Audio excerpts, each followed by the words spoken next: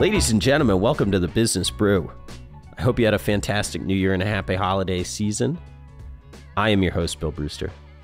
This episode is brought to you by Stream by Mosaic. You can find them at streamrg.com. That's STREAMRG.com.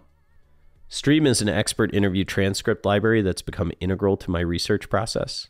I first discovered them about a year and a half ago, and since then I have watched them build out an incredibly robust transcript library.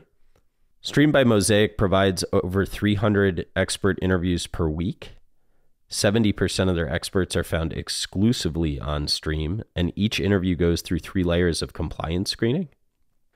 Recently, someone said Stream is table stakes for good fundamental analysis, and I couldn't agree more. Please see streamrg.com and use the promo code BREW, B-R-E-W, when you sign up for a 14-day trial. It will help me out, and I am asking you to do that as a favor. This episode features Denise Shull. Denise has a very cool background. She is the founder and CEO of the ReThink Group. She has developed the Shull method, which relies on the latest brain research on how humans perceive, judge, and decide. Our conversation is around emotions and how they impact investing and trading behavior. At times, I feel as though I am my own worst enemy. I hope that what we discuss in this episode is broadly applicable. Obviously, some is just applicable to me because I'm the one having the conversation.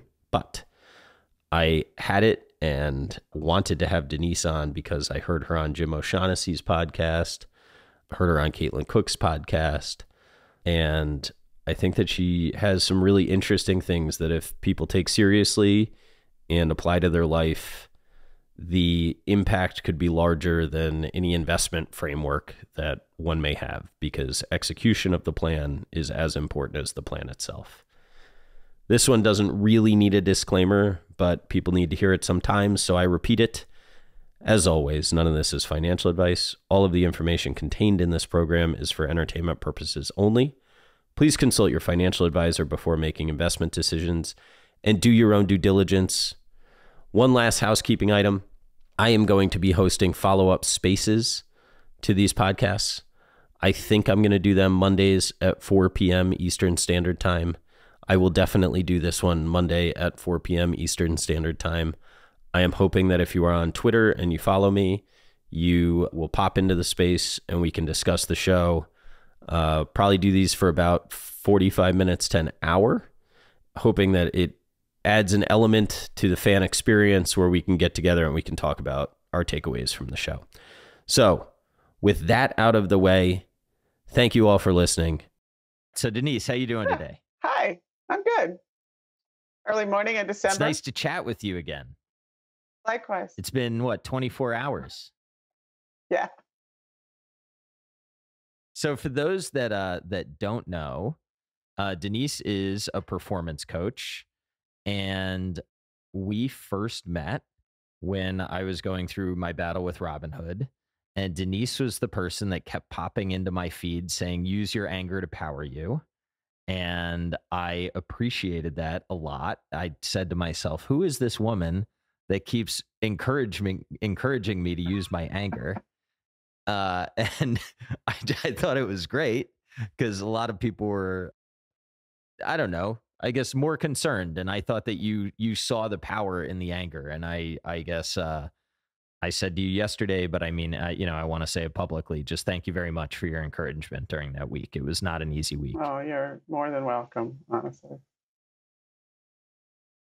How, something that we talked about yesterday a little bit, and as I've been thinking about what we talked about for background of the conversation and you popping in to my feed, do you want to talk a little bit? I mean, I know this is like really jumping into what you do, but just the power of anger and how, people really struggle with that emotion generally. Yeah, sure. It is jumping right in, but that's not a problem. I think that's kind of good in a way.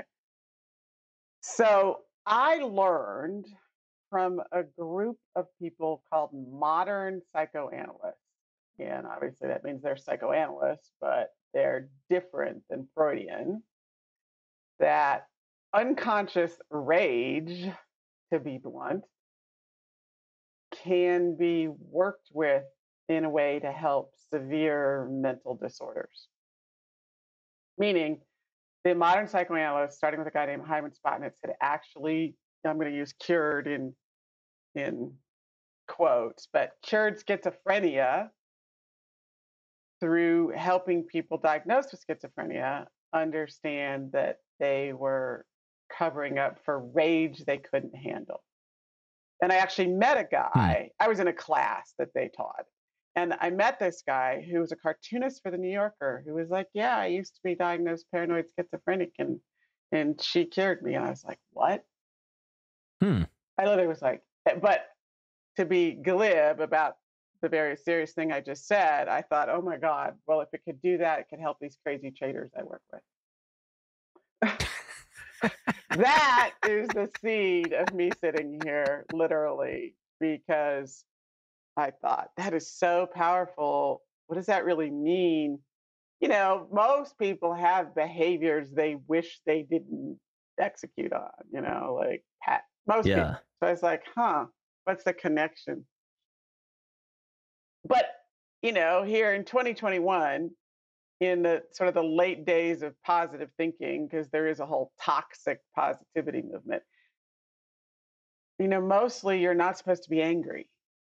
And people denigrate you if you're angry, you know, because they can't handle it. There's also a real phenomenon where people are afraid that if they admit to their anger, they will automatically act on it and do something destructive. That's not actually true, but that fear is very widespread. So people suppress it, tend to turn it on themselves.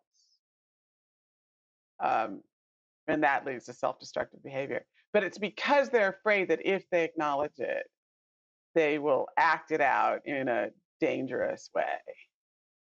So in its core, in its pure form, it's meant to help you. Like if you get angry about something, it means that most likely there's something wrong. You know, you're being mistreated in some way. Yeah, people don't process anger and then they overreact and it's exaggerated and distorted. But at its core, like it's giving you a message that's meant to help you. Well, what I think is interesting about what you just said is a lot of people don't want to acknowledge the anger. Therefore, it's like somewhat repressed. It feels to me like there's almost some element of like guilty for being angry or something like that, right? And then manifests itself in some sort of self-deprecation or self-loathing or I don't know exactly, maybe I'm taking it too far, but it's almost like the not wanting to acknowledge the truth in how you feel creates an outcome that you're trying to avoid. That is absolutely how it works. That's absolutely how it works.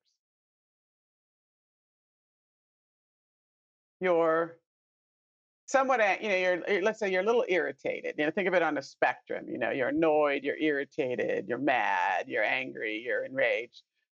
But you know, whatever. You're a little annoyed that whatever, someone didn't treat you fairly. But you don't really do anything about it except you act it out kind of passive aggressively, right? Yeah. And then that person gets annoyed with you. And then Yes. This is human interaction right fairly. here. Yeah, they treat you less fairly than they were going to, you know, when we were at step one.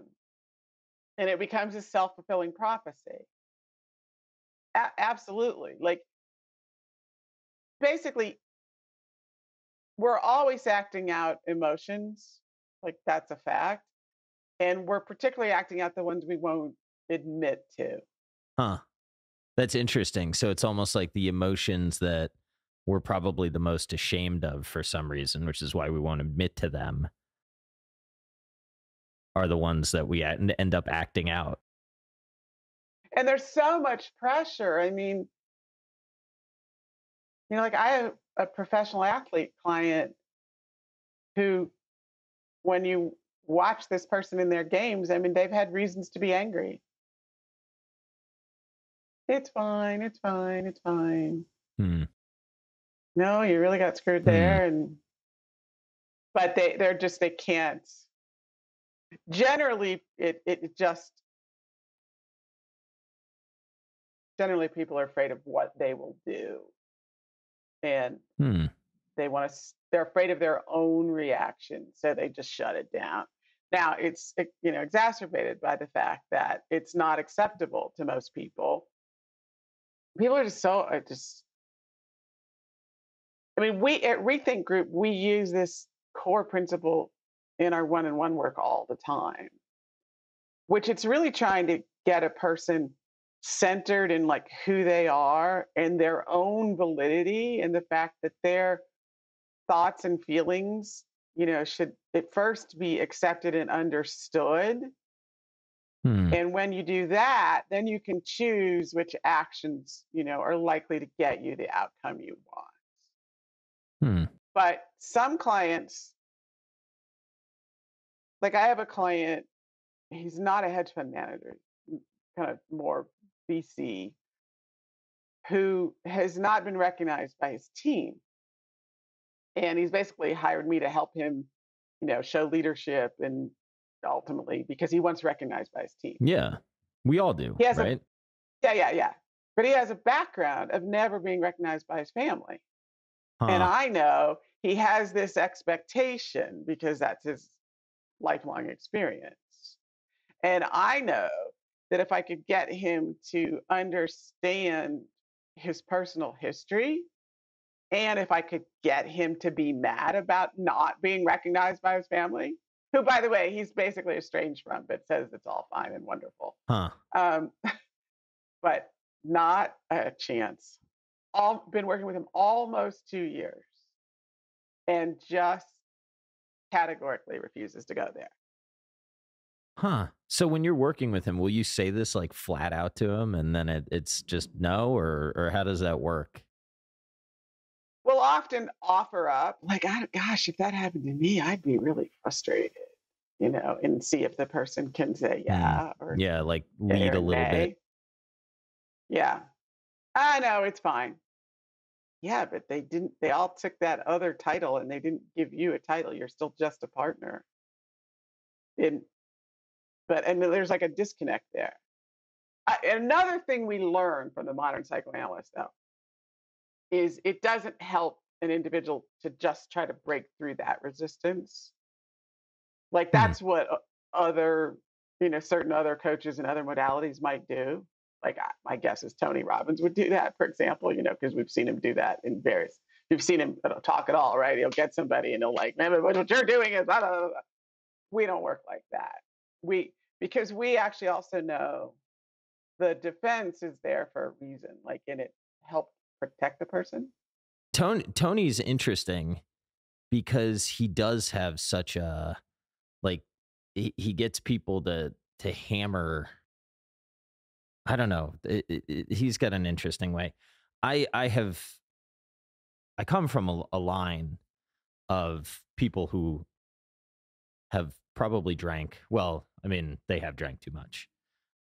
And I wonder sometimes how much of the pain or whatever that people are running from in that scenario is like not like I don't think I think there was some neglect in the higher like my grandparents up generation, and I just don't know how many people have been really honest about that. And I think that probably not many. Yeah, and I think it's like really created self-destructive behavior, and it's really sad. Yeah. And I think some of that has been because growing up, I think I don't know if it's a generational thing, but it was like, oh, everything's fine. And I don't think everything was fine objectively. I think it really hurt the kids in the house to have that framework. It's natural for kids to blame themselves for things that are either bad, unhappy, or they can't make sense of. Because if you think about it, the 5-year-old or the 8-year-old what they're doing, if their parents' behavior is their fault, it gives them a sense of control over the situation. So the 5-year-old thinks, oh, well, if I just am Huh. like a better kid, mom won't have to drink because she won't be so frustrated with me. That it's called a narcissistic defense, and it's effective and good for the kid because the 5-year-old has no control, right? So if they feel like they have a sense of control, it actually makes them like sort of more optimistic. Really? That's bizarre. I mean, it makes sense, but it's bizarre to hear it. Some people never, like a lot of people then grow out of that. You get to be a teenager, a college student, a young person. Maybe you see a counselor somewhere along the way and you grow out of and you realize, wait a minute, their behavior was not my fault. And you lose that narcissistic defense. Some people never lose it. And it's often that like psychological phenomenon is the power behind self-destructive acts, whether they are like characterological, like the person who can never get out of their own way, or the person who just gets in their way at the critical moment, like snatches defeat from the jaws of victory. Because some people are like that. They go along fine until the critical moment, and then they can't quite capture the victory. And they never know, they spend lifetimes like wondering why. And then they'll just decide that it's like their own lack of skill or their own inadequacy or their own fate. Again, what's that doing? They're blaming themselves for. Yeah. Yeah, and it's stuff that's like repressed somewhere. I mean, not for everybody, right? But like on average, that's probably what's going on here. Yeah, I would say most of my clients show up with some amount, some aspect where they're suppressing or repressing a frustration, let's say, with their family. Almost. It might show up as start with the boss or whatever, but then you trace it back. Most of my clients, now I think they're also a self-selecting population, most of them are willing to look at it. I mean, what's all said and done is what they hire me to do for them, right? Yeah, that's right. So, and presumably a lot of these people are high functioning because they can afford to hire you, right? So it's not as if this is like a something that is. Here's maybe a different question. Do you think some of these issues have actually propelled them to where they are in life? Well, there is that double-edged sword. And I have to say yes, although I'm not going to come up with a great example right off the top of my head. But here's one, like someone who's always afraid of being criticized because, say, their grandfather always criticized them, because I'm thinking of a very specific person. It also made them like work extra hard in school, in college, and graduate school, and go to a good school so that they wouldn't be criticized, right? Yeah. And so, and then that set them up to get employment. And then if they're investing, they're double checking everything and their process is really thorough. But then you play that out, what ends up happening is they don't really believe themselves, and like it's hard for them to come by conviction, and then they second guess themselves, and so they get into a position, and then they get out too early, and then it works, and then they're mad at themselves, so then they really did do something wrong, and we're back to the cycle of self-criticism. Yeah, isn't that crazy how it works? I mean, that's like a very good example. I can something that you have said, I want to frame it the right way, and please correct me if I'm wrong, but it's like we make decisions based on the emotions. Like it's not the data, it's the emotions about the data. And really it's the emotion about the emotion that we think we're going to feel. Yeah, that was pretty good. Yeah? Yeah. All right, cool. I was thinking about it last night because I'm like there's certain parts of my portfolio that are taking pain right now, and I was reflecting on like what about it. First of all, everything is fine, right? Like objectively, but there's something in me that feels this more acutely than I ever have before. Mm. And I think that part of the issue is now that I'm like a quasi public figure, I guess. I don't know, like the idea of failing in public Mhm. is really scary to me. Yeah. And there's this part within me that has like never felt worthy of what I have to begin with.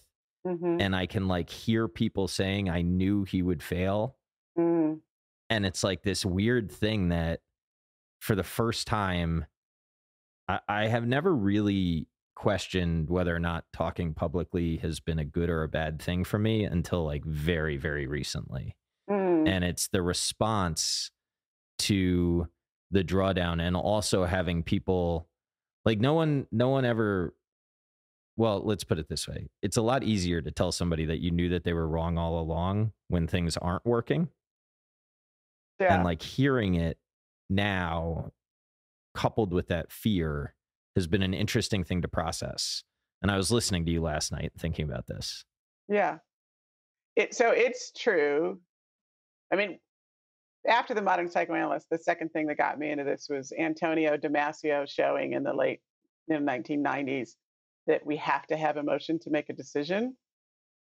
And then, so you were right when you said, like, we do the analysis, but we make the decision on our confidence in the analysis, or maybe our fear, like, and then we feel compelled to do something.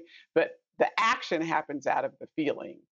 And there's this prediction of like how it's going to feel. And it actually, if you start looking for it, it's oftentimes not that hard to find. So, like in the past, you had positions go against you and you didn't like it, but no one was necessarily going to know. There wasn't going to be someone out there criticizing you necessarily. Yes. And by the way, criticizing me for the fear that I actually internalize for whatever reason that I probably haven't dealt with yet. You mean like in other words, if you admit to a fear, you'll be criticized for it. I just want to make sure I No. understood that right. Okay. So fundamentally, what I think I run from the most is that I feel unworthy of having what I have, in large part because it's a function of birth. Mm-hmm. Therefore, I kind of think I think that like there's a voice in me that says you're not good enough to do it. And then other people saying you're not, like publicly now, that other people can say, are you sure you're right? Or question me on certain things. It's almost like it preys on the insecurity that I have, even if they're trying to be nice. And that has created for me an emotion in this drawdown that is different than ever before. So when they question you, their questioning basically agrees with or supports that feeling that you don't deserve what you have because Even though that's not what they're saying, in my head, that's some of what's going on, which is really weird and tortured. Were you ever criticized growing up for being wealthy, I presume? I don't know about that. I think like I think that perhaps a realistic accounting of what happened, and this is all, revisionist history and perception. I didn't have the safest emotional household, I don't think. Right. I always got support from my grandma and friends' moms, but I don't think it's a stretch to say that my stepmom and I had some issues, and my mom and I did too. And then like, I think among my friend group, one of the things that was able to chip at me that would hurt me in a way that I do think like kids will do that to each other was Totally. sort of that. Yeah, was like, oh, well, you're not that smart or whatever. And I don't know, that stuff stuck with me. Yeah. Like for real. It sticks with everyone. I mean, some people have, they have experiences that ameliorate it.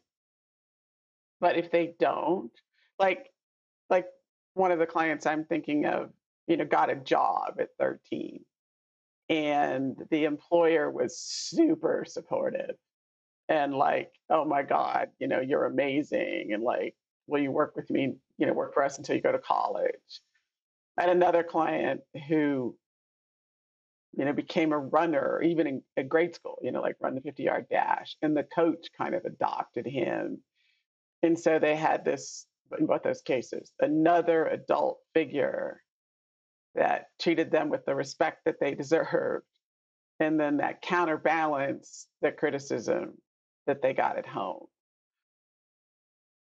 But I mean, everybody remembers stuff from their kid. Right? Like, that's normal. So if you got the feeling from your mothers that like something was wrong with you, then that would just lead to like thinking somehow you didn't deserve success. I think that, I think something that could have happened, and we'll see, Mom, if you're listening, we can talk about this. I think we have talked about it. But yeah, I do think I got some things imputed on me from like divorce. Oh, And totally. I think that my mom told me some things about who I would be because I was my dad's son that I don't think were totally fair. Yeah. Yeah, I mean, she's like a very loving soul, but I think that sometimes divorce really fucks with kids. Oh, totally. Oh my gosh. I mean, I have lots of stories of that. The thread is like, okay, how did I feel when that was happening? How did I feel at 8 years old or 12 years old? And versus how do I feel now? And when people do those two exercises, like, okay, how do I really feel now? No judgment. How did I feel then? As best as I can remember, which that usually is a process, right? Like, and you'd be surprised. They usually match like puzzle pieces, they're Yeah. total mirror That's image. kind of what I'm saying is last night I was like, holy shit, I'm the 8-year-old kid. Like that's what this really is Yeah. fundamentally. Which logically then leads to what you feel now isn't necessarily true. It's not even close to true, but it feels super true. Right. Yeah. Of course it does. I mean, that's literally the brain is predicting future, what's going to happen based on our past experience. Like, Yeah. period. So what has to happen is, or what works, is to reveal that.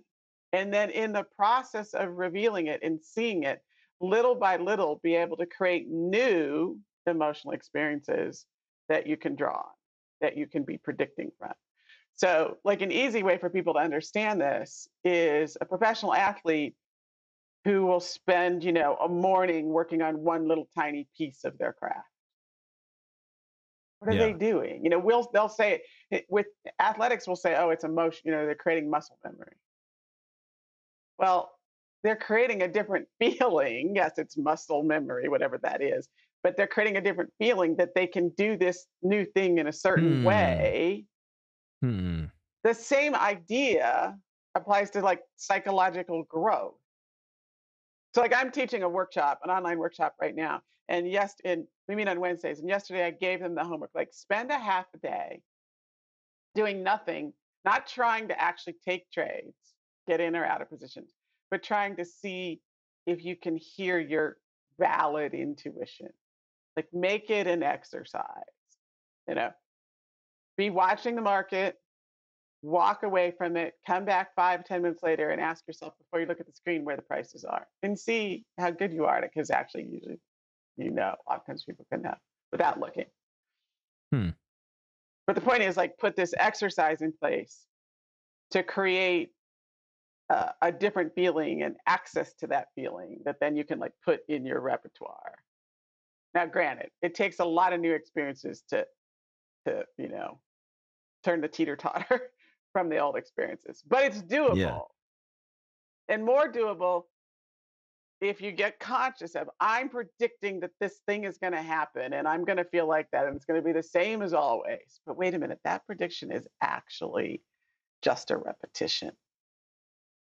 Like, this is a place I always talk, people, I emphasize emotion so much that sometimes people think I don't have anything to say about cognition. No, this is like using your intellect to work with the human system the way it actually works. Yeah, well, I think that how I understand your framework is humans are incapable of acting without emotion. So even if they think it's pure intellect, the emotion is driving at least a portion of the decision making and potentially a significant portion. However, that same emotion can preclude people from seeing reality when things that go wrong that they were right about, but were outside of their control. They then like internalize it as I was wrong or I didn't do something. But it's like, no, you did do something. And objectively, you're correct, but your emotions are precluding you from seeing it. Yeah. And that's oftentimes an expectation, like my client so heavily criticized that can't really stick with his own conviction. Well, he's better now this year, but he'll automatically go to, I must have missed something. When he didn't, he spent so much time avoiding criticism that he rarely misses anything. But stuff happens out there, right? Like, that's the nature of the market. We wake up and new things have happened. Things change. Yeah. I have a buddy who trades, I guess they call it TAS in the oil market. It's like trade at settlement. Mm-hmm. And I was asking him how he trades and whether or not he uses charts. And it's all intuition. Mm. And that didn't make any sense to me until I was listening to something you said. And I was like, all right, I guess this guy just has it. Well, actual intuition, and there's all kinds of academic research on the validity of, they will call it visceral intelligence. It's a real thing. Like, I always tell people, look, think about when you first learned to do anything, and I don't care what, sports are obviously the easy one, but when you first learned to do it, you did step 1, step 2, step 3, step 4. And then as you gain experience, you don't do you just do the thing, right? But what happens? It goes from this linear cognitive conscious, and it gets down into your body where you just have a feel of how to do it. And you can do something, something at 22 that took you 10 steps, at 42, you just can do like that. Because why do we value experience? Because people can see the factors and react to the factors in a more effective way without having to think about it. That's what experience is, which is knowledge pushed from your intellect into your body. It exists. There's all kinds of research. I mean, there's one quote I use that, the validity of intuition in high-paced probability tasks under time pressure. Like, that's so often a market decision. But the behavioral finance people gave it a really bad name, and people don't know how to separate their intuitive feelings from their impulsive feelings. And that's the skill that people can Interesting. gain. Intuition, is a sense of knowing, and it's calm. You don't feel compelled to do something. Once in a while. Yeah, that makes sense. But impulse is energized. Like, your urge to do, you feel like, oh my God, I have to do this right now. Yeah. There's a woman at Harvard, Jennifer Lerner, who's done a lot of work on risk decision making and market decision making. She calls it either integral, the feelings are integral, they're giving you information about the thing, or incidental, meaning they're not, you have emotions, but they're not about the decision at hand. I like to change that to the feelings are informational or they're irrelevant to the decision at hand, or intuitive or impulsive generally. And there's a skill that people can acquire of knowing the difference. How would somebody go about acquiring that skill? I always think, like, in a venue like this, step 1 is just believing that you can. Yeah. Like, and then deciding that you're going to, and then learning to admit to yourself your different feelings. It can even start with just the physical. So there's something called interoception. Interoception means you just are perceptive of your internals. So there was research done in London that showed the traders who could feel their own heartbeat made more money. Huh. That's interesting. So, like, practice just the physical. Can I feel my pulse? Can I feel my stomach growling? You know, does my knee hurt? And then start to think of, like, just physical. Then that sense of something, sense that there's danger, sense that something's going on in price movement, let's just say. Then there might be a feeling about it, which is a little more intense with a little more information. Then there might be an emotion about it, which is a little more intense with more emotion or more information.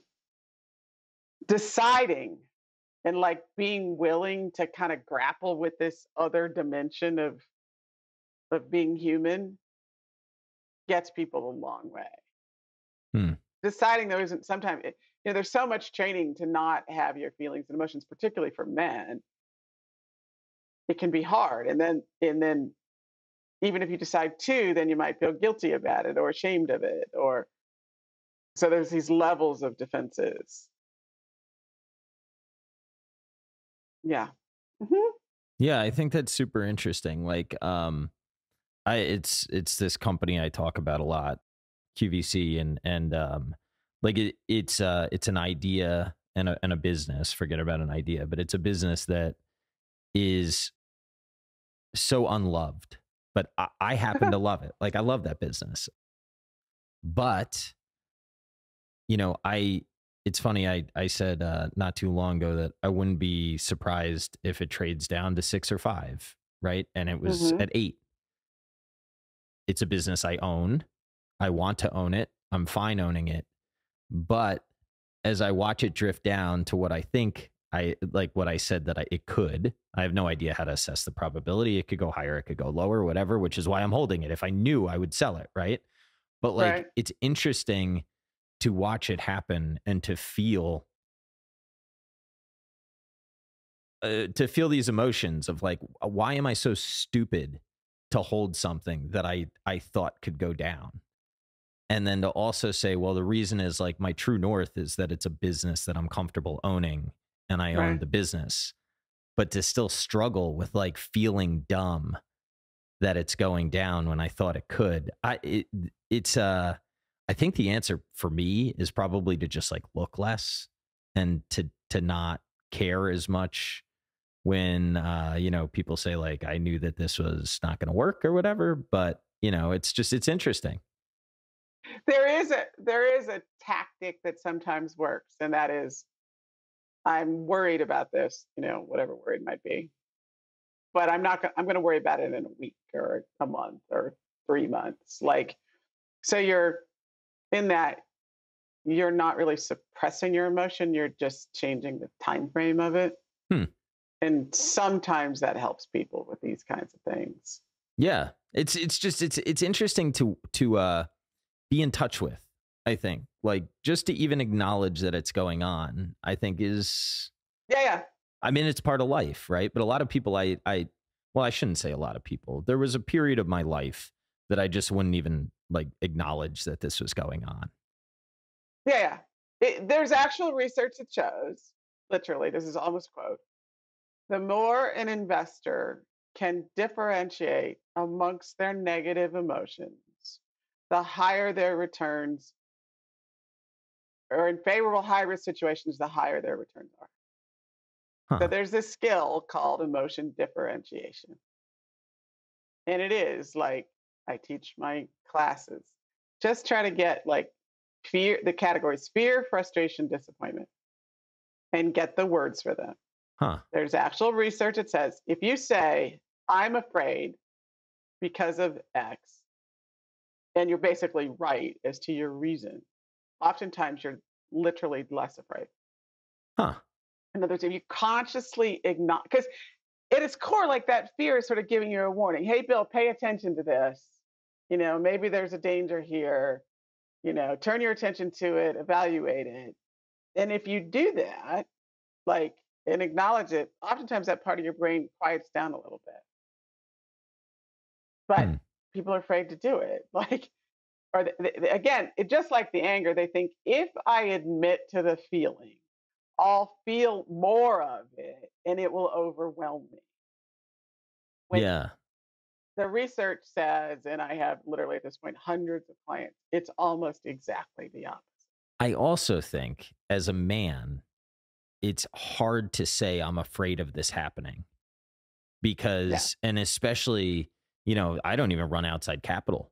I mean, imagine if I was like a hedge fund manager and all these people are relying on me to have all this conviction and I've got to know, right? And then all of a sudden I say, I'm afraid that this might happen. Like, then I don't know. I sometimes wonder, do people have an identity that is so big about themselves that they're incapable of saying, I'm afraid? I think I have in the past. I don't know. Certainly some people do. Usually, though, the really extreme versions of that people can see through, right? Yes, that's true. But you're talking like although the some more become sort of, president, but that's neither here nor there. that's a whole other podcast. By the way, terrified child every moment of every day. Like, yeah, that's right. And it's pretty easy to see when you see it. Yeah. Everybody can see that. Like, terrified of being rejected, right? And so vindictive over being rejected. Yeah, emotion differentiation and granularity, like being able to know it's fear versus frustration, and then being able to know like degrees of, are you like concerned or 4 degrees lower, like panicked? But literally, no one has to know. You can say it to yourself. What am I feeling and why? And try to get them both right and see what information is in there. And then also say how much of this is like just my personal expectation of myself given my history of being unfairly blamed. Can I circle back to something that you said earlier? Because I'm thinking about it as we're having this conversation. You said like there's a toxic part of the positivity movement or something. I forget exactly how you said it. Yeah. But what did you mean by that? So other people have now recognized that the movement of positivity, which is still pervasive, you have to be grateful and you have to be optimistic. There's 10 years ago, I don't know that hardly anyone recognized that there's a downside to that. But now there are groups of psychologists, and I think there was an article in the Atlantic. There's been articles various places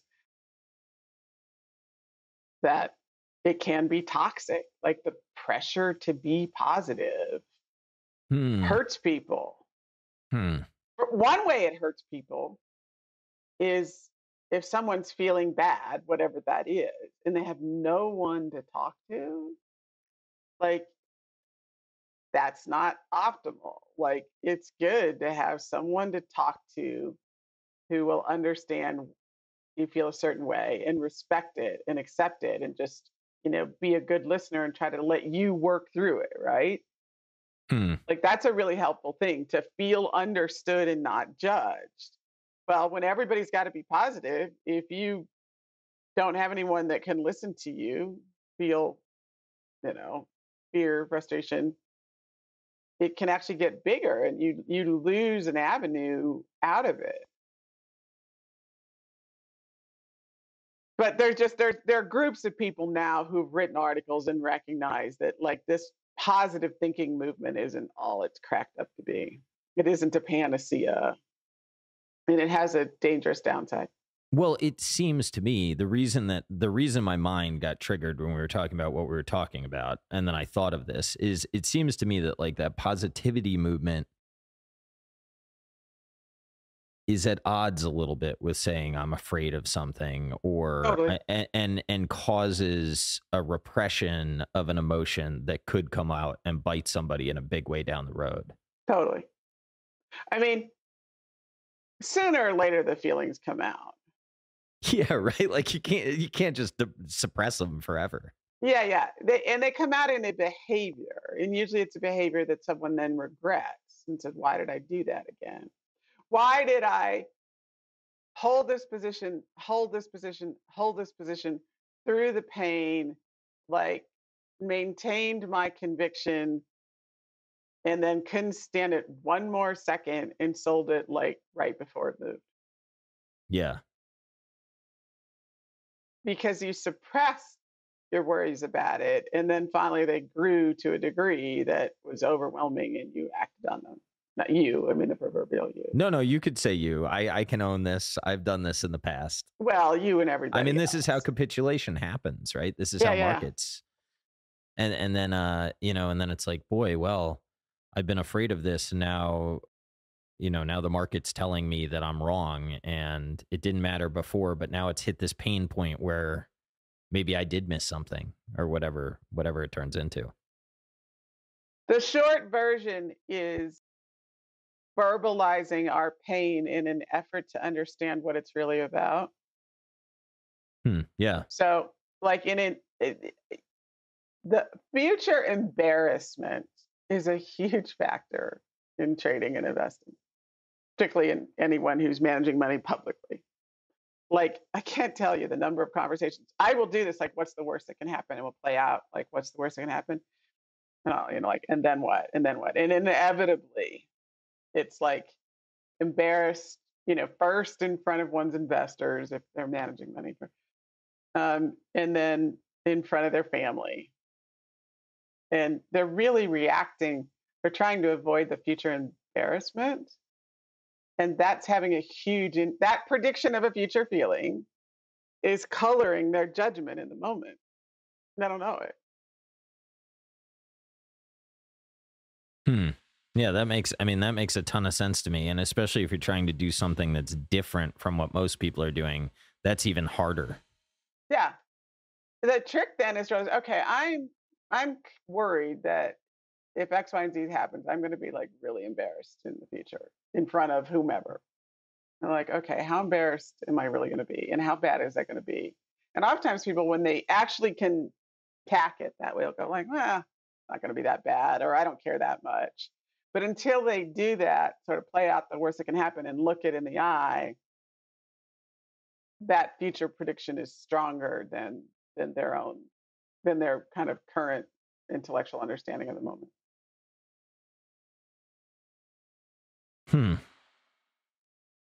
This makes sense to me.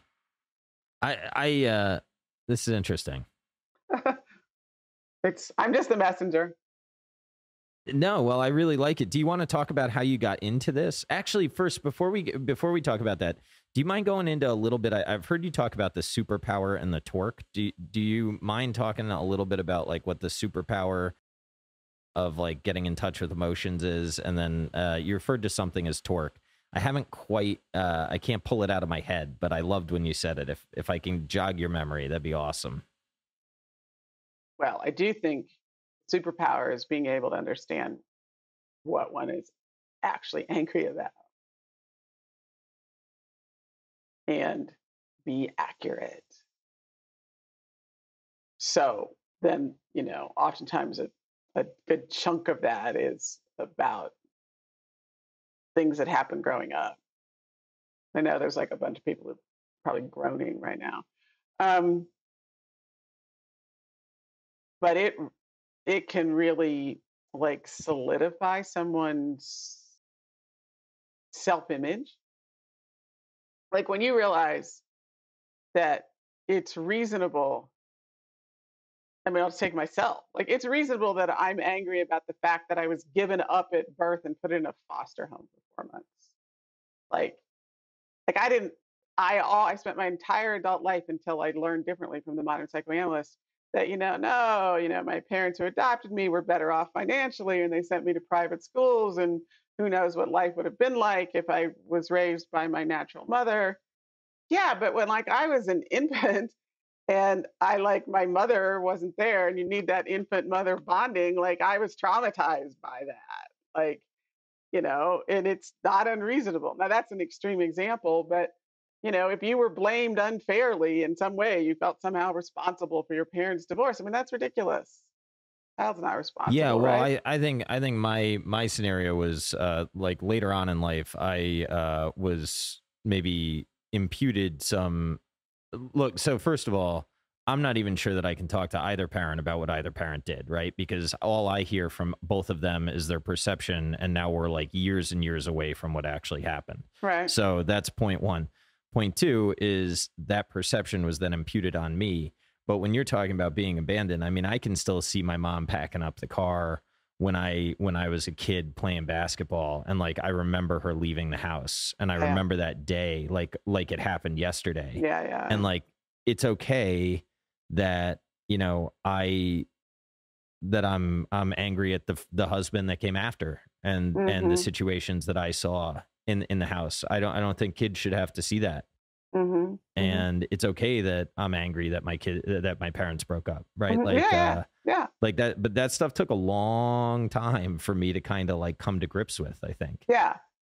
Well, so what happens then in adulthood, there are certain things that will make us angry. And oftentimes anger, you know, underneath anger is hurt, right? And when as adults, we can just, honest to God, it's just being realistic.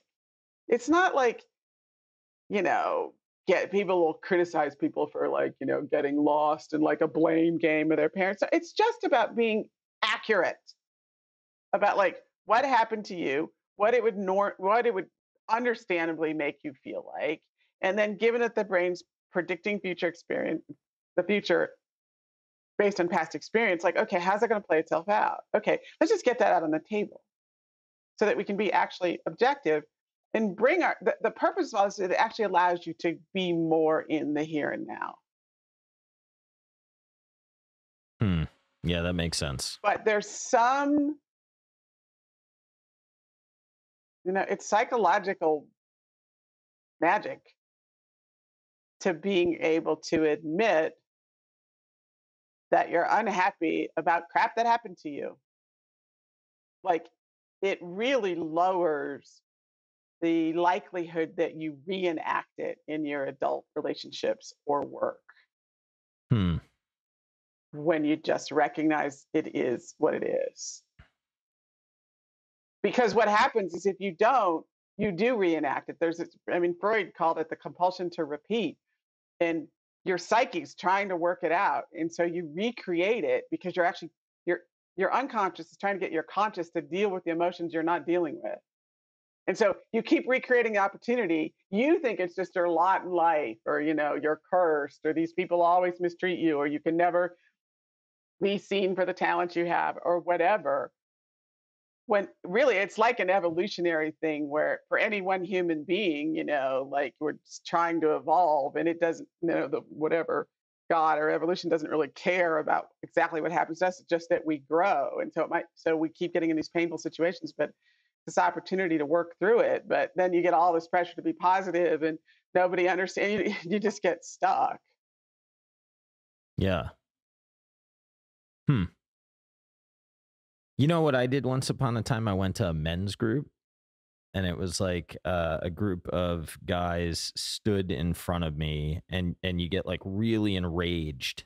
They make you really enraged, and there's like two people that are supposed to represent people in your life, and they're saying something to you that Mm-hmm. like gets you more and more angry. It's amazing how I found myself having a conversation like in my own mind. The emotions were as if I was talking to the person that I wanted to actually talk Yeah. to, but it was a complete stranger. Yeah. But like after that, I actually associated that I had had closure in the Mm. conversation. I don't know how the hell that happened. It was like the most bizarre thing because I knew, you know, mentally, like clearly I didn't talk to this person. It was a random guy that was at this retreat with me, right? But like I emotionally felt like I had closed off that issue. It's wild how the brain can work Well, you like had that. you had a different emotional experience. This person, Following? no, You're saying? during Yeah. during it was as if, which created a different emotional experience, which you were somewhat able to draw on. afterwards. Correct. Yeah. Permanently changed the way that I looked at a situation. Yeah. Even though logically, when I was looking at the person, I knew it was not the person that I was talking to. Emotionally, I felt it was. Yeah, that's because they were not judgmental. They were empathetic. So they gave you the experience you needed. And in getting the experience you needed, even not from the original person, it has a healing effect. That is bizarre stuff. That's literally how the modern psychoanalysts cured the schizophrenics, by giving them a different experience in response to their rage. And we try to enact to the degree it's necessary. We try to enact that in our coaching at ReThink, give people a different emotional experience. Like I had a client who was looking for a job at a different fund and then turned the job down. And I have a client from both funds, And so the client from the fund where the person was maybe going to go work was like, we really need them. This is a perfect job for them. Like, so I go back to client B or A, whichever that is, and say, you should talk to them again. That client ended up getting infuriated at me because I didn't really listen, that they didn't want to work at this other fund. And so that was a moment in which I was able to use what I learned from the modern psychoanalysts. I just listened and took it and said, okay, so I didn't really hear you about how much you don't want to go to the other place. And I'm sorry for that. And so then I get, then they calm down. Where if I hadn't been trained by the modern psychoanalyst to be able to take that rage that was not direct, I knew it had nothing to do with me because I'd really listened to the person. I just thought it was, I had said the words, it seems like maybe that you don't understand the job. Or they said, maybe you don't fully understand the job description. And that set that person off. The thought that I would think that they didn't actually understand. But I don't, only because I was trained could I take the amount of vitriol that was coming at me for something I totally wasn't doing. I was just trying to help both parties. Like I was just a go-between person trying to help both parties. Yeah. Well, that's a tough spot for you because you're a trusted advisor to both, right? So it's like, to your point, it can put you in a situation where somebody's mad at you over something that is not really your intent. Yeah, someone once totally, I want to say effed up, a July options expiration. And I was like, oh, well, it's July. And I can't remember, this was so long ago exactly. But I basically built their ego up. I said, it wasn't that bad. It's understandable that you did what you did. They never spoke to me again. Wow. It's the only client in all these years of doing this that's just, he spoke to me again to tell me how mad he was that I made him feel dismissed. Huh. Like I was thinking, it was a mistake, but it wasn't the end of the world. I was trying to help him not feel that bad about it. Somehow I made him feel dismissed and not understanding his self-criticism that day. And that was it. I was a bad person. I can understand that. I don't know that it's fair, but I can understand it. Well, I didn't fully empathize. Sometimes you're going to get it wrong. I go through this with my wife a fair amount where I don't fully empathize. So that's where I'm saying that I understand it. There is a superpower in making another person feel understood. And really understanding. My husband tries to do that to me sometimes too, where he tries to make me feel understood where I know he doesn't understand.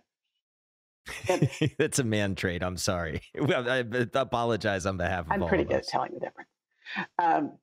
And then sometimes he really does understand, and sometimes it's well-intentioned, just he doesn't want me to feel bad, right? Wants to go away, but. Yeah. Well, that's my understanding is that's as a species, we like to solve rather than listen, and something that we could probably learn a little bit from. Generally, sweetie, do you want me to solve this or do you just want me to understand? Oftentimes women are going to say, I'll solve it, just understand.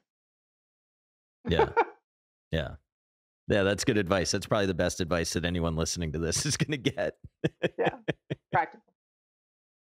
So do you want to talk a little bit about, now that we're almost an hour into the conversation, your background and how you got into this? Sure. So the adult piece of the story is, I had this career at IBM and I was going to Stanford Business School and selling mainframe computers to Progressive Insurance. And I thought, oh my God, if I have to do that when I'm 40, I'll die. Because who cares? So I finagled my way into a graduate program at the University of Chicago that is a design your own. And it was called biopsychology then, but now it's neuropsychoanalysis, which is really just how does the human brain have an unconscious and how does unconscious emotions influence you? And I was trying to figure out I was going to get a PhD. And I was dating this guy who traded at the SIBO, and he thought I'd been a good trader. And we were walking down the street in LaSalle, and someone came up to him and said, "We're opening an upstairs trading firm, and you can trade from upstairs. You don't have to stand in the pit, and you should come." Somehow I got swept up in that. Ditched the PhD, became a trader. A few years later, went to New York to manage a trading desk, and then just started. What'd you trade equities in Chicago? Long short equity. I was at a place called the Electronic Trading Group because I thought that was a good name for it. And then I went to Schoenfeld, which is a little bit more famous, partly because a guy named Dmitry Balyazny started Balyazny Asset Management out of Schoenfeld. But Schoenfeld's well known. Momentum, long short momentum in the 90s. And then it seemed like I was never going to use that master's degree in neuropsychoanalysis until someone wanted to publish my paper, my master's thesis. And that's when Damasio showed you had to have emotion to make a decision. I was like, oh my gosh, that changes all of trading psychology. And I just started talking about it. And someone asked me to write an article. I was like, oh my gosh, no one's going to publish an article by me. And then they did. And then the Board of Trade asked me to give a talk. And then it turned out in a life of its own. That's cool.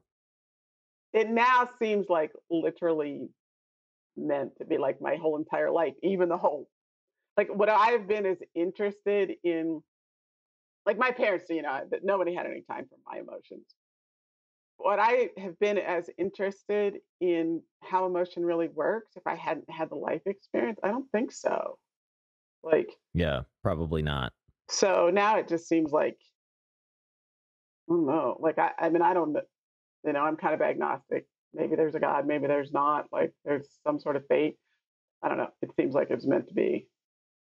I've had a lot of stuff in my life lately that has had me say the exact same type of thought, where it's like, it just kind of all needed to happen this way for this to break this way, if that makes any sense. Yeah, totally. Totally. I don't claim to know, but yeah, nor do I. But those questions are above the pay grade. There's more than we can see. Yeah. That I'm sure of. I just don't know what or how it works for me. Yeah. No, I agree with that.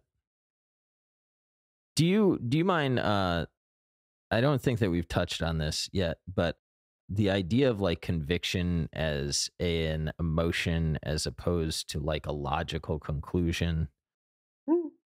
I thought that was an interesting thing that we had talked about, or I've heard you talk about, that like conviction is really the emotion behind the data analysis. It's not necessarily objectively the analysis, if that makes sense. Yeah. Well, the thing I'd say is if people are honest with themselves, they know they're convicted because they feel it in their body. It's like a belief. You feel a belief in your body. Now, yes, some people are so cut off that they can't access that. But generally speaking, people can recognize that if they really believe something, which is close to synonymous with conviction, it's a physical experience. That's an emotion. It's like literally as simple as that. Damasio, back when he was saying he has a whole thesis, I think he's updated this, called somatic markers. Somatic being, soma is the body. So markers in the body with meaning. That's all like an academic way of saying what we think of as emotion. Like it's a physical sensation. So like I teach people to articulate those different physical sensations, like, and to start to do gradations, degrees of, like I did with one hedge fund right before the pandemic, and we did degrees of, and I do this 7-point scale, and I always say 7 is like overconfident, and they came up with the word bulletproof. When they feel bulletproof, that's a risk. When you feel like it, well, obviously can't go wrong. That's a risk. But I mean, once I was speaking for Credit Suisse in Hong Kong, and I had 250 people, and I said, "How many people think you should invest without emotion?" And 90% of people raised their hand. And then I said, "How many people talk to your investors about using conviction?" Then 100% of people raised their hand. I'm like, where do you feel that conviction? And like they start answering, chest, body, stomach, gut feel. I'll be like, okay, you can't have it both ways. You can't. We, like Damasio's original research showed that people whose brains were damaged in ways that they didn't experience emotion couldn't decide what shirt to wear, couldn't decide what day to make an appointment, couldn't decide what candy bar to buy because they have no sense of what's correct. Interesting. So, and I don't think there's a neuroscientist on the planet at this point who thinks we make decisions without emotion. There may be neuroscientists who are, and there are a lot of them who are focused on the cognition, where attention, learning, memory. But even those people will somewhere in there talk about your confidence in something. Watson playing chess, it did its thing and then it decided its confidence factor on its answer. That's emulating how human beings. We do our thing, but we make the choice based on our confidence in whatever the thing told us, whatever the method of analysis told us, just like Watson did. And without that confidence, we won't act. Yeah. I mean, unless we're driven by fear and avoiding something else. But, Yeah, I was just thinking of FOMO as we were talking. Yeah.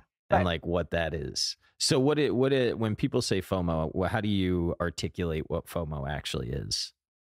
Well, back to that embarrassment thing, if I miss out, first of all, I won't have made the money, but I won't have made the money and I'll feel bad and I'll be embarrassed and maybe someone will criticize me, or I'll just be mad at myself because I saw that the money was there to be made and I didn't. And so it's that either I'll be mad at myself or other people will criticize me. So therefore I have to do it. It seems like it's about the money. It's about the implications of the money or not the money, the emotional implications. It seems like a good exercise to do when I feel FOMO next time is to say, and then what? Yes. Always. Right. And it's like, what's the real downside here of missing out? Like, what does it really mean?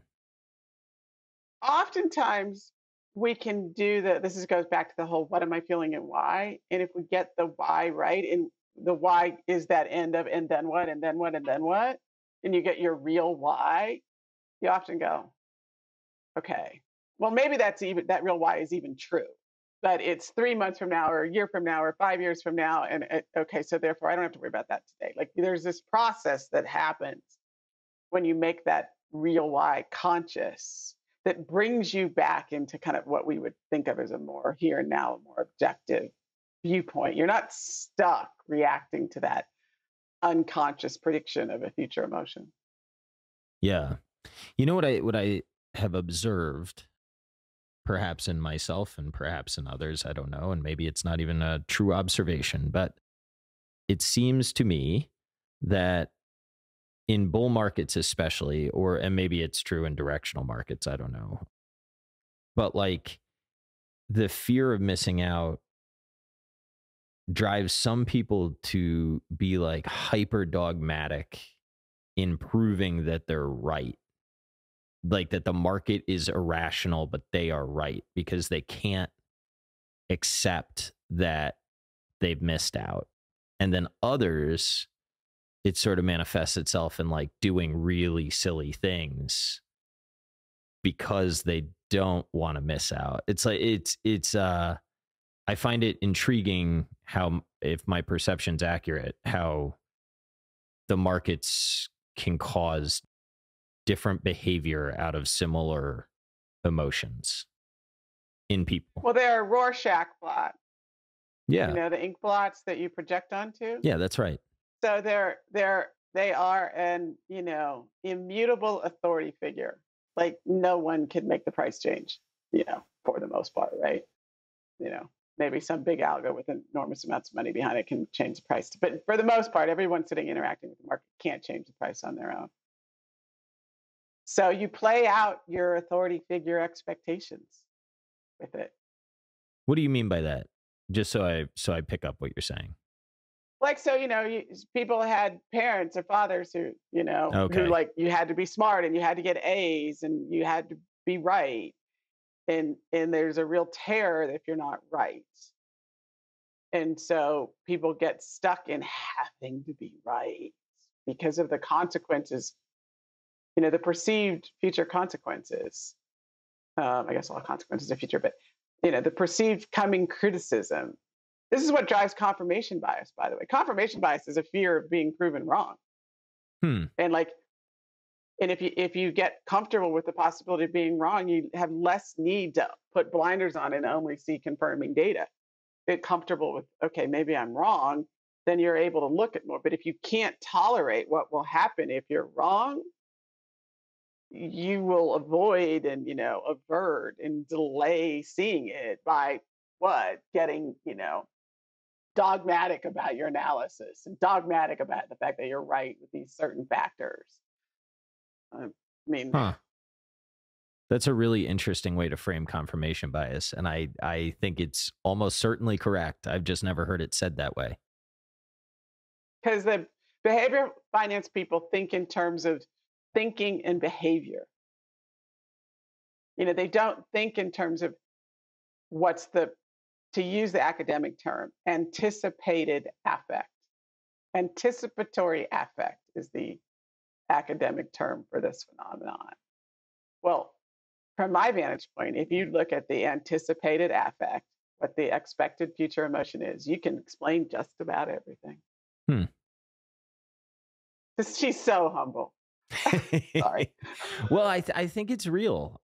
You know, I think people can quibble about how much you can explain or whatever, but, you know, I don't know if it's people chasing careers that they don't want to be in, or people chasing markets that they would rather not chase, or not being confident in decisions or whatever. I really do fundamentally, the older I get, believe that, well, I believe two things. One, all children end up on a couch eventually mad about something.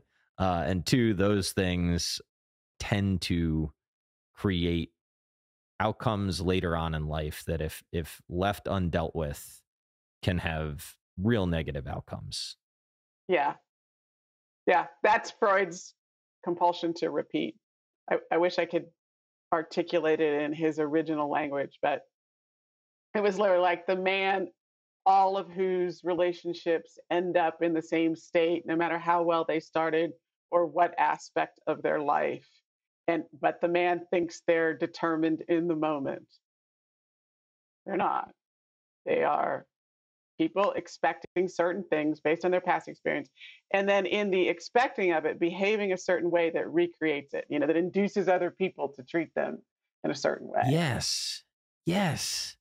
Because you see that sometimes, and it's like, I can see the pattern develop in certain people, and it's like, I know where this is going. It's gone there before. It's going to go there again. And then that person almost like frames themselves as a victim to the issue. And it's no, you're not. You caused it. You're not the victim. Yeah. Yeah, yeah. So this is the good thing though about trading or investing. You cannot induce the market to treat you any particular way. Yeah.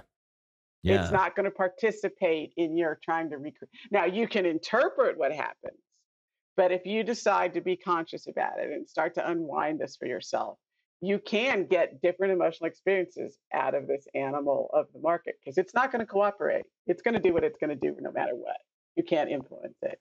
So it actually, in a certain sort of way, is a great venue to work out some of this stuff, believe it or not. But totally ironic, right? Yeah. Yeah. A tough 'Cause it's place to so learn, but a difficult. good place to learn. Yeah, yeah. But it's not, you can't, you can't make it mad at you, despite the fact that it seems like you can. You can't make it, go your way or not go your way. Yeah. Yeah, and I've found at times when I have felt like I can make it go that way, it's probably the time to de-risk a little bit Yeah. and like step back. That's the thing about this work too. The more you know yourself, the more you know when I feel like this, it means that. Yeah, I've gotten to the point that I've been feeling that lately. The one regret that I have, and it's not really a regret because I think I did the right thing, but I don't know. I felt it in my bones that my portfolio was extended a little while ago, and I was like, every time I've ever felt this way, I should sell. But I'm trying to be less emotion driven, so I held. But now I have all this stuff that I talked to you earlier about that I'm blaming myself for. So I've just been writing more, and Writing is good. And that's what I'm writing doing. out how you feel. Like, the truth is, if you get the thoughts and feelings into words with no judgment, it's a real competitive advantage. And people can do that on a piece of paper or, on OneNote or because the paper can be empathetic if you allow it to, and then you can sort through what are you really feeling and why, and then you can get the information out of it and know which part's impulsive and which part's trying to avoid being embarrassed. And it's just this whole data set that people can learn to work with. And the more you learn to work with it, the more of an advantage it is. I like how you said that the paper can be empathetic. Not judgmental. If you allow it to be. Yeah. People are afraid if they write the word, oh my God, it'll actually happen, or I can't actually say that out loud or whatever. Type it out in a Word document and erase it, delete it. Yeah, I've heard somebody say, come into the office, write 15 minutes every day, and then throw it away. Yeah, which is kind of an interesting exercise. In the TV writing world, it's called morning pages, but not that I know anything about TV writing.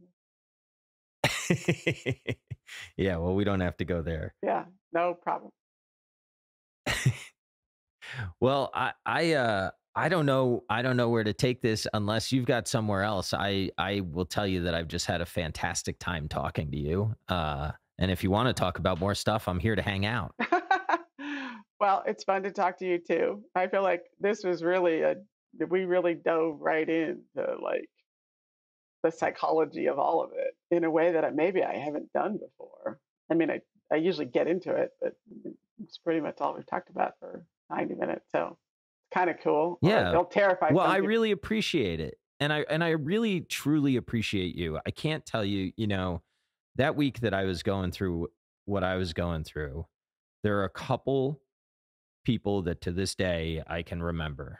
And it's no disrespect to those that I don't, but you were one of them. Aww. And I just really appreciated your support. And that was one fucked up week. And my mind was on all kinds of adrenaline and anger and everything in between. And you were one of the people that held me together. Aww. So thank you. You're welcome. I honestly,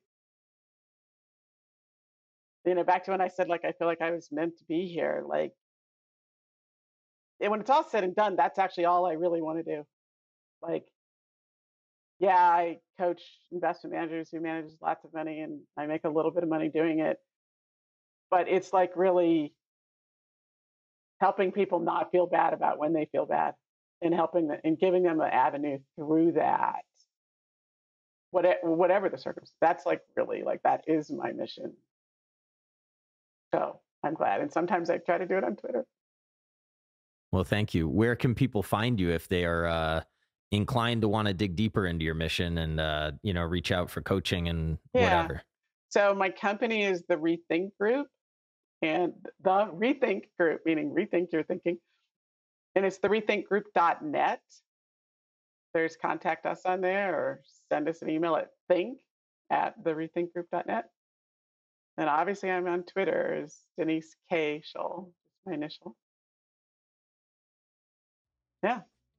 Thanks so much for All right, having cool. me. We'll put them in the yeah, well, anytime if you want to come back and do this again, we can. But we'll put the contact info in the show notes, and thanks for stopping by. I appreciate having you.